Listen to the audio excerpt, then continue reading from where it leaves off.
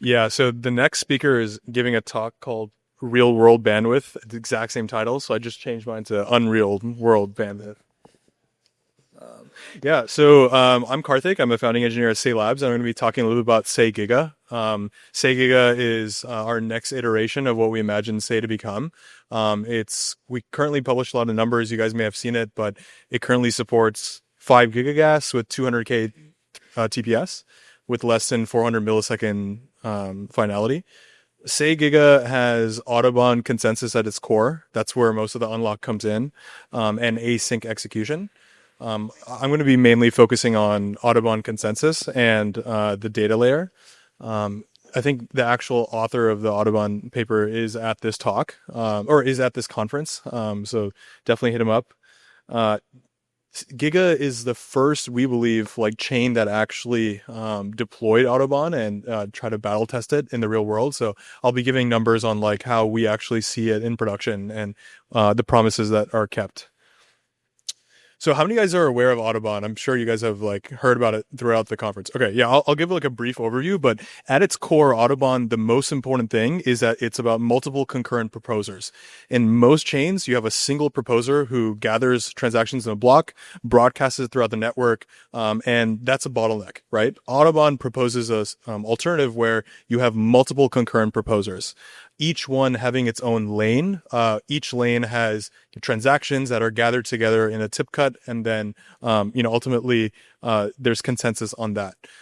So with multiple concurrent proposers, you have an issue where maybe the data dissemination of the block is quite inefficient. What Audubon innovated on is proof of availability. So there's a proof of availability step where in the beginning, they guarantee that at least one validator has the data and can share it and can serve it on request. So you do a POA step where the block is disseminated and guarantee that one honest validator and unfaulty validator has that. And that unblocks the rest of consensus, where consensus doesn't require massive data dissemination. So you have massively parallel block production. In the diagram here, every lane is its own validator, and they're each proposing a bunch of blocks at the same time. And then there's a tip cut, which is like a collection of these different blocks from each of these lanes. So Autobahn fundamentally decouples data availability from consensus, and that's huge because blocks are huge, they're expensive to pass around over the network, and we can use the bandwidth more efficiently. So the pipeline high level is, each validator proposes a block, that there's a broadcast and POA achieved with F+1 votes. You aggregate each of the tips in each of the lanes in that tip cut. You do a 1.5 round trip consensus based on those tip cuts. You commit the snapshot, and then you do async block execution. Now, each of these steps can actually be pipelined in such a way that they're not blocking each other. You don't need to rely on each one to go on to the next. You can start aggregating tip cuts before that POA has fully been reached. And I think it's really interesting because like most of the bottlenecks right now, which are on the data availability layer, have been depleted with Autobahn. So I'm going to kind of high level glance over more details about this, but definitely look more into Autobahn. I think the point of this talk that I wanted to give was our actual benchmark numbers measuring different round trip latencies and putting Autobahn to test. So at a high level, what we've seen, we kind of took Autobahn and we adapted it in a load test to our current V2, our current chain's settings. And we're noticing about 400 megabits per second egress per validator.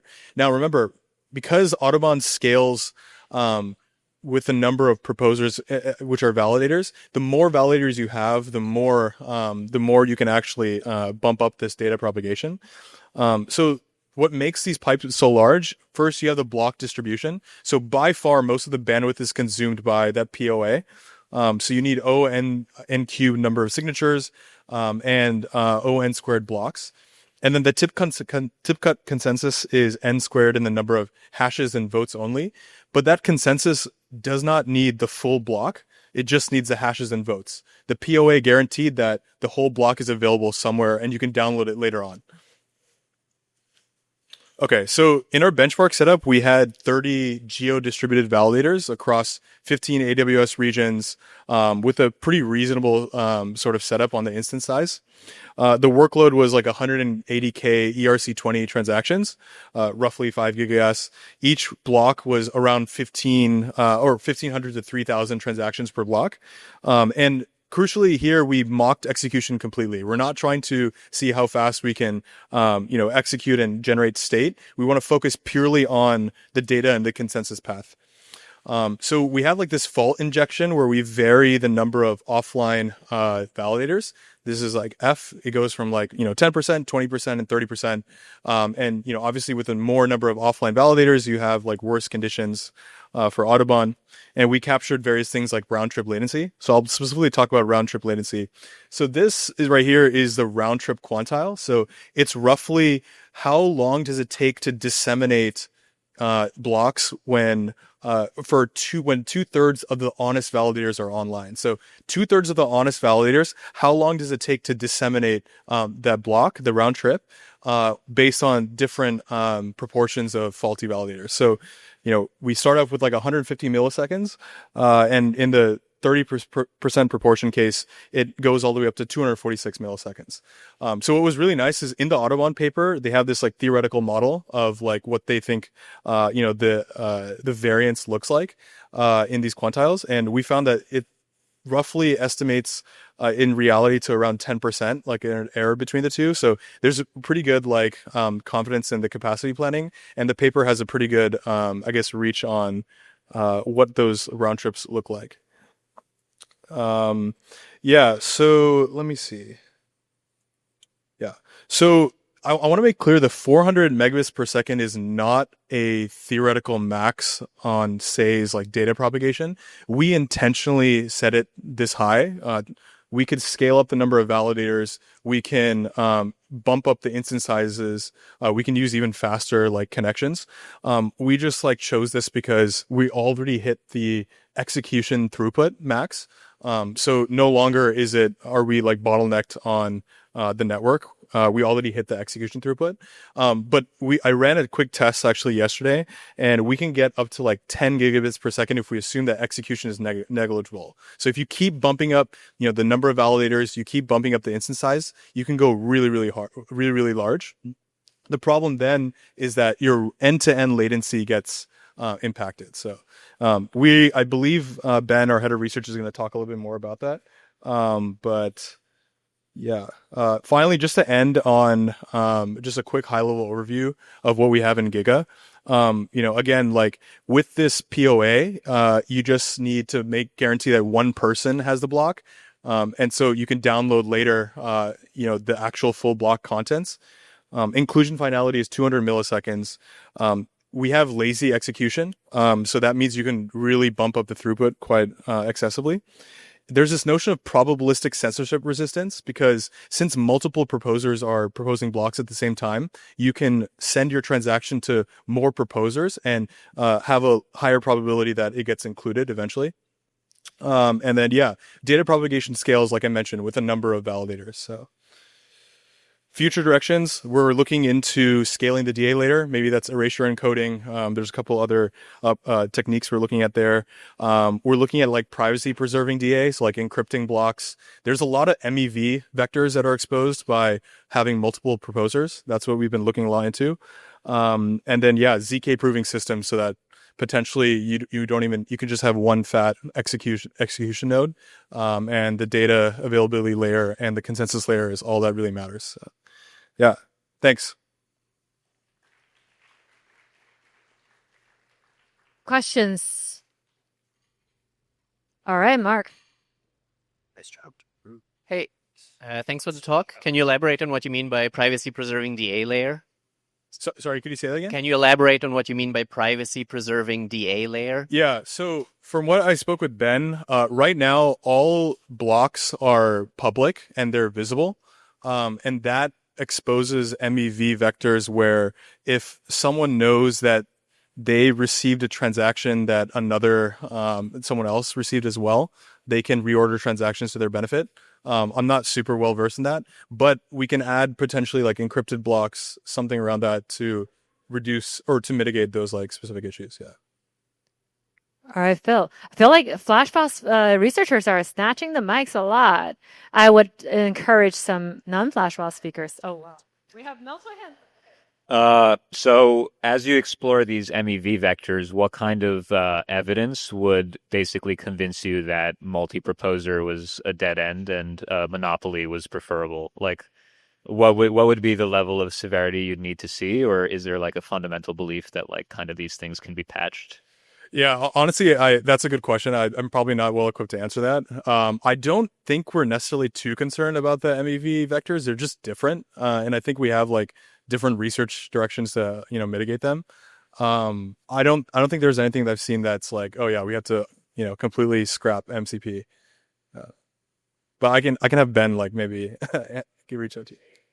What would it take?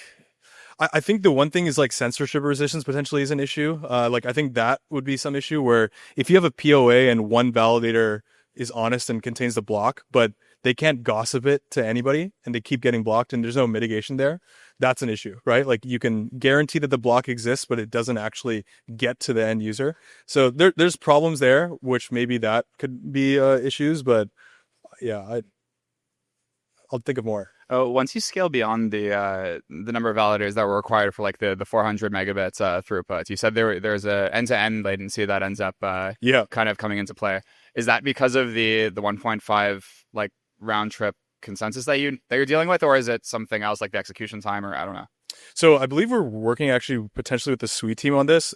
Unknown why it actually scales that way. So even I believe we increased for 100 validators. After that, the end-to-end latency increases enough where it's like not worth scaling the number of validators. It's unknown what the reason for that is. I can try to, I can try to get back to you on that. But yeah, that's a big open question. That would be great. Thanks. Yeah, it's just empirical. We saw that. Yeah. In the Autobahn model, is state diverging between the different lanes an issue? No, state, it doesn't diverge between different lanes because the tip cut is across all lanes. So. But say that, in between tip cuts, right? Okay. Yeah. I'm trading some coin in a different lane, dev rugs, price tags. In the lane that my transaction get included in, that hasn't happened before that block is finalized. What manages to resolve that? I think I'm misunderstanding the setup. I'll get back to you on that. Yeah. All right. Thank you. Yeah, that's a good question. Yeah, Gurnor. Hi. Okay. Super quick, but yeah. Well, it's kind of similar to the previous question in that where does the final ordering happen? Is there any advantages of the leader being co-located to a certain set of nodes such that the tip cut's different than if you weren't co-located? Are there benefits that affect the ordering at that stage versus the final ordering, and when does it happen? Yeah, so within each lane, a tip always references past tips as well. So there's ordering within each lane. And I believe across lanes, it's just done like sequentially across each validator, correct? Yeah, but I think there also is MEV vectors there too. So that's exactly what we're exploring. Yeah. Thanks for the questions. Just reach out to me if you guys have any more.